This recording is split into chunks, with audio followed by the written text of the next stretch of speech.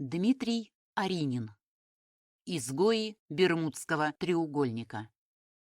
Категория 18+.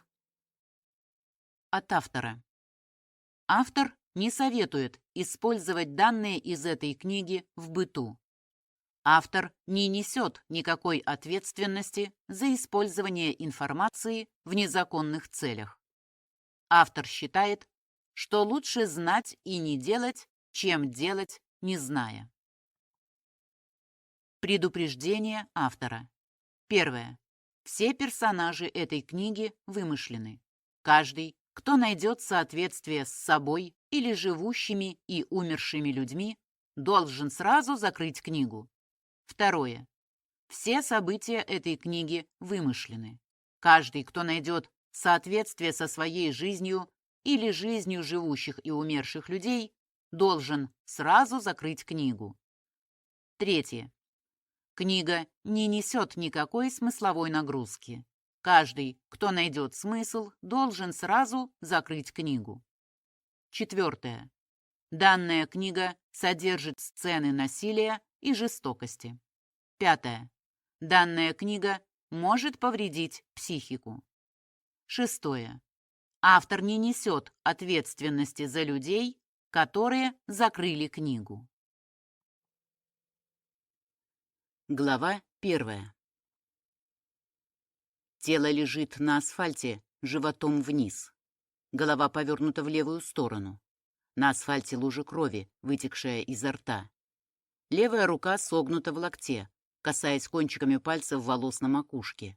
Правая рука подвернута под живот. Черные волосы чуть ниже плеч, черные губы, черные ногти, черный балахон, кожаные штаны черного цвета, кеды в двухцветную полоску, розовую и белую. Даже при внимательном рассмотрении лица не сразу определишь пол этого существа. Оно оказалось девочкой.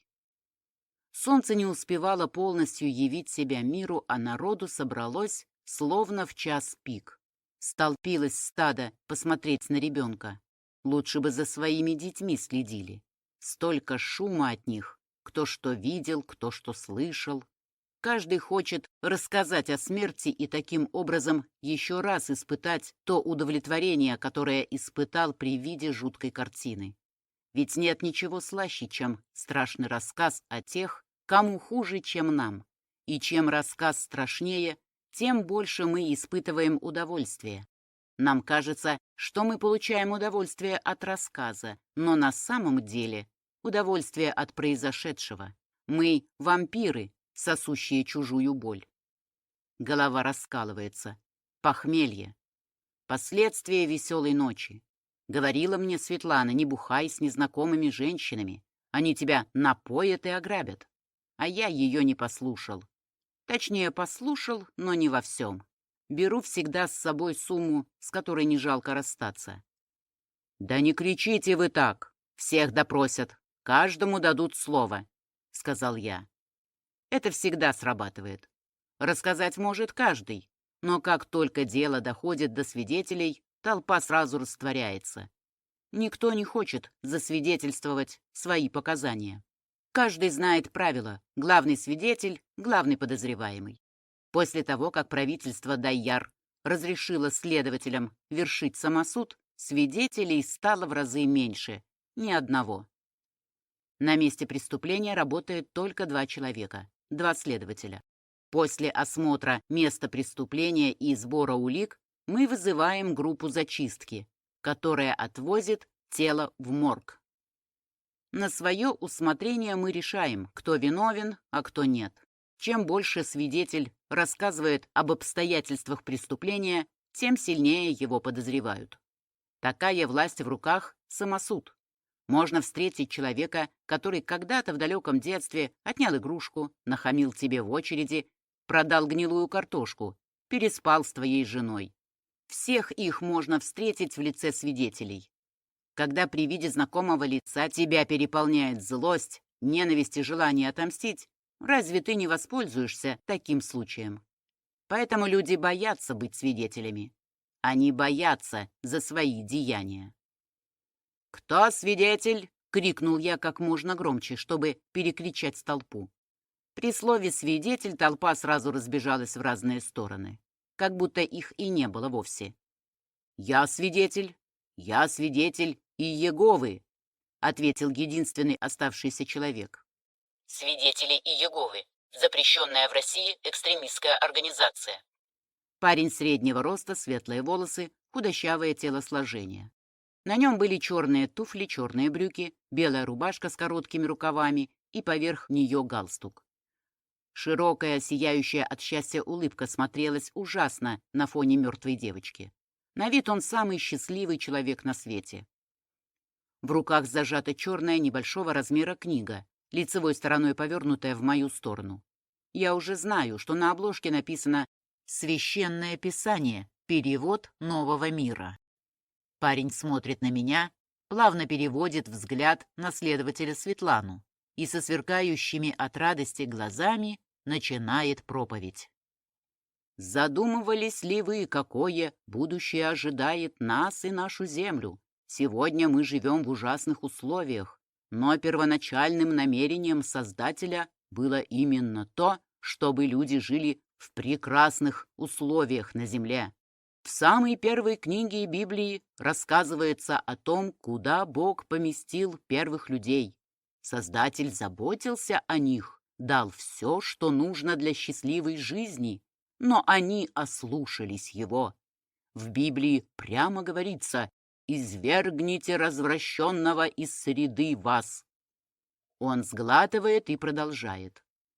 Это невинное дитя сбилось с праведного пути, отошло от истины, заняло сторону дьявола, которому принадлежит весь мир. Вы в этом сомневаетесь? Вспомните, как, искушая Христа в пустыне, сатана предлагал ему все царства мира и славу их только за то, чтобы Иисус, падший, поклонился ему. На что Иисус ответил: «Отойди от меня, сатана, Господу Богу одному поклоняйся и Ему одному служи». Думаете, если бы дьявол не владел всем миром, он предложил бы мир Иисусу? Никто не объяснил ребенку, что надо служить Богу, восхвалять Его, ведь Бог — наше все. Если бы родители привели это дитя к нам, то мы бы научили его служить Богу.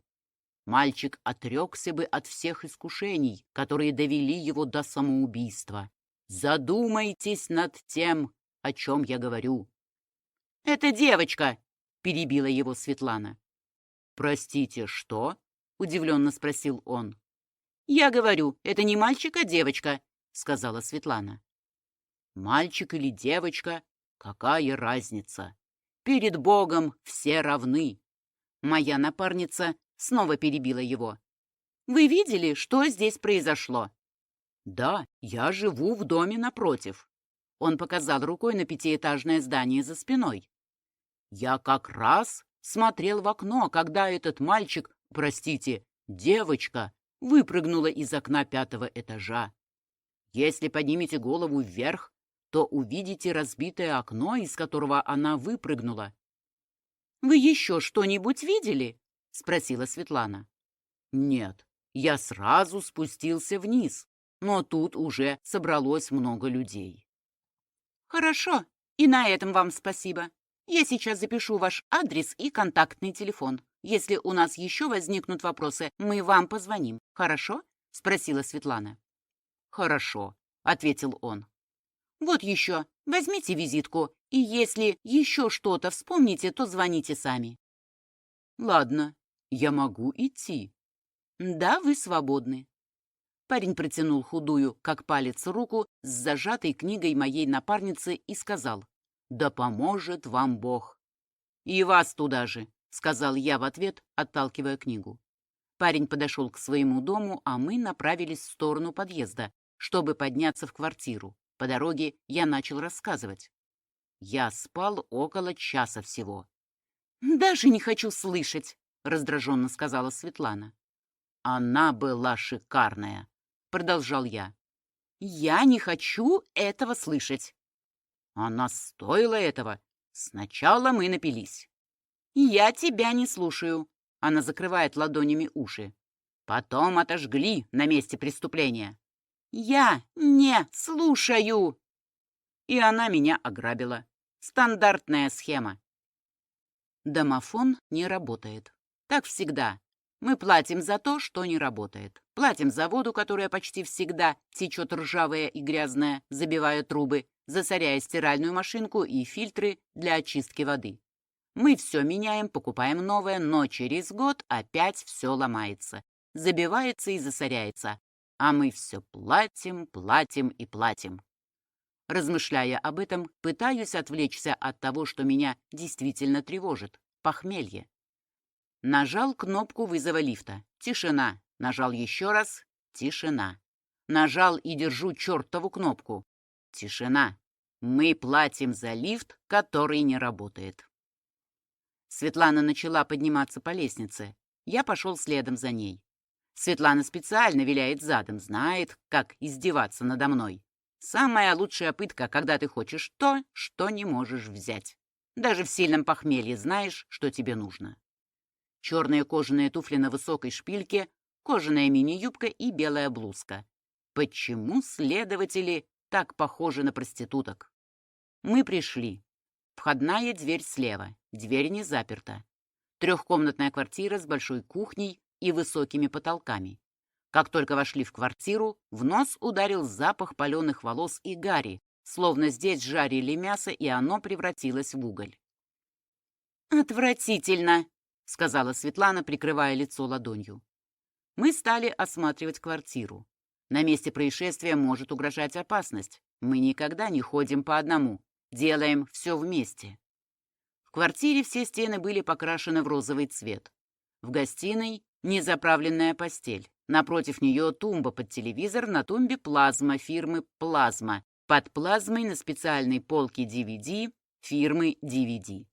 Большое окно, разделенное на две створки. Правая разбита. Осколки стекла рассыпаны на полу и подоконнике. Под подоконником красная лужа. На стекле надпись красного цвета, предположительно кровью. «Пояс Каина». В остальных комнатах ничего интересного. По всей квартире развешаны семейные фотографии. Я открыл дверь в ванную и сразу понял, откуда так несло паленым. Если ад действительно существует, то он в этой ванной комнате. В металлической ванне лежали два обгорелых тела. У обоих трупов руки стянуты пластмассовыми хомутами в районе запястья и заведены за спину. На ногах такие же хомуты. Во рту кляпы в виде красного большого шара на кожаном ремне. Под ванной стоят 4 газовые горелки. Они используются рыбаками и охотниками для приготовления еды на природе. Около ванны лежат баллоны для горелок. Пустых баллонов 16, еще 4 на горелках. Если одного баллона хватает примерно на 2 часа, то 20 разделим на 4 и умножим на 2. Получим 10 часов. Вывод: их жарили около 10 часов. Я посмотрел на Светлану, которая стояла вся бледная, и обратился к ней. «Ты слышала, что я сказал? Светлана!» Но она стояла прямо над ванной, смотря на обгорелые тела и так ничего мне не ответив. Я продолжил говорить. Такие кляпы используются, чтобы человек не мог издавать громкие звуки. Кляп должен быть таким, чтобы не давать возможности шевелить языком или нижней челюстью. Кляпы, применяемые с этой целью, должны быть или достаточного объема, чтобы прижать язык, или каким-то образом фиксировать челюсти в определенном положении. Кляпы, препятствующие не только речи, но и громким звукам, должны либо перекрывать собой рот, или держать челюсти в сомкнутом состоянии. Только я договорил, как Светлану вырвало прямо в ванную на трупы с желто-зеленой смесью, после чего она выбежала в кухню. Я вышел из ванны и направился к ней. Достал из шкафа ковшик, наполнил его водой, включил плиту и поставил ковшик кипятиться, накрыв крышкой. Светлана сидела на стуле около подоконника и смотрела в окно. «Ты в порядке?» — спросил я. «Не знаю. Как-то не по себе», — сказала она, едва сдерживая рвотный рефлекс. «Я пойду, окончу осмотр, а ты следи за водой в ковшике», — сказал я и вышел из кухни. Зайдя в ванную, Я взял зубную щетку синего цвета. Прошел в кухню, подождал, пока вода в ковшике закипит. Из навесного шкафа достал стакан, положил зубную щетку и залил кипятком. Вылил воду из стакана, сполоснул щетку под холодной водой и снова залил кипятком. Достал щетку, ушел в ванну чистить зубы. Так всегда. Светлана уже привыкла к этому. Когда я не высыпаюсь, то могу почистить зубы прямо на месте преступления, выпить кофе и перекусить чем-нибудь. Закончив приводить себя в порядок в ванной, я направился в кухню и сказал Светлане: «Нам пора». «Едем в отдел?» «Я поеду домой отсыпаться, а ты составь отчет и не забудь вызвать группу зачистки». Рассерженная тем, что я оставляю ее одну, она спросила: «Ты после обеда приедешь?» «Да, помогу тебе с отчетом», — ответил я. После обеда, выспавшись и окончательно приведя себя в человеческое состояние, я приехал в отдел. Как выяснилось, тело девочки опознать удалось. Это означает, что ее родители уже едут сюда, и их надо будет допросить. Отпечатки пальцев на всех газовых горелках, найденных в квартире, принадлежат девочке. Я обратился к Светлане. «Что ты думаешь об этом деле?» «Все указывает на то, что девочка убила их. Но только зачем? Да и почему она потом покончила с собой? Вот это самое непонятное». «Да и как она смогла справиться с двумя взрослыми людьми? Это тоже мне непонятно». «Ну, знаешь, если она сумасшедшая, а это на 100% так, то она легко бы с нами справилась. Да и вообще, психи самые сильные». «Тогда зачем так издеваться над людьми? Можно же просто зарезать, застрелить, ну или, на худой конец, просто утопить. Это же совсем ни в какие рамки не лезет». «Что там произошло, мы уже никогда не узнаем.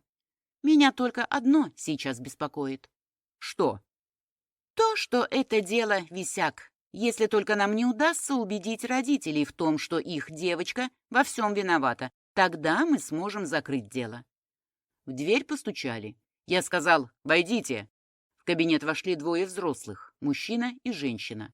У обоих опухшие красные веки. На вид им около 35 лет. Одеты они хорошо.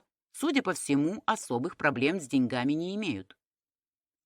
Я спрашиваю: «Вы, наверное, родители той девочки, которую доставили сегодня в морг?» Они оба кивнули. Светлана предложила им присесть, указав рукой на 2 стула перед рабочим столом. Они сели. Я начал: «Ваша дочка страдала психическими заболеваниями». Они смотрят на меня с недоумением. Женщина: «Нет, а почему вы интересуетесь этим?» Я протягиваю фотографии погибших. «Вы узнаете кого-нибудь на этих фотографиях?» Женщина всматривается в фото, потом передает мужчине. Он тоже внимательно всматривается в фото. «Ну так что, узнаете или нет?» «Нет», — ответила женщина. «А вы?» — обратился я к мужчине. «Нет, я тоже не узнаю никого». «Ну тогда я обращаюсь к Светлане. Объясни все людям, а я уехал». Выйдя из отдела, я направился в кафе выпить кофе и перекусить.